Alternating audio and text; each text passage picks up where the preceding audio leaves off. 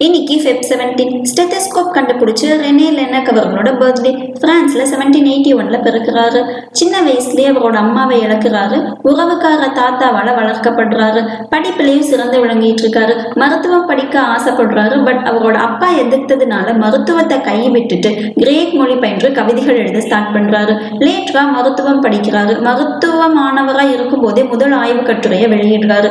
கல்லீரல் நோய்கள், ரத்தத்தில் காணப்படும் நுண்ணுயிர்கள் குறித்து கட்டுரைகள் எழுதுறாரு. மருத்துவ அறிவியல் இதழ் ஆசிரியராகவும் பணியாற்றுறாரு. 1808ல அத்தெனி மெடிக்கல் அமைப்பையும் நிறுவுறாரு. பாரிஸ்ல நெக்கர் மருத்துவமனையில டாக்டரா ஒர்க் பண்றாரு. காச நோய், புற்றுநோய் குறித்து ஆராய்ச்சி பண்றாரு. இவர் கண்டுபிடிச்ச நோய்களின் பெயர்களும் சிகிச்சைகள் முறைகளும் இன்றளவும் பயன்பாட்டுல இருக்கு. அந்த காலத்துல இதய துடிப்பை கேட்கணும்னா ஒருவரோட இதயத்துல காது வச்சுதான் கேட்கிற மாதிரி இருந்திருக்கு. அது லேடிஸ்க்கு அன்கம்ஃபர்டபுளா இருக்கிறதுனால இதுக்கு ஒரு கருவி கண்டுபிடிக்கணும்னு முயற்சி பண்றாரு.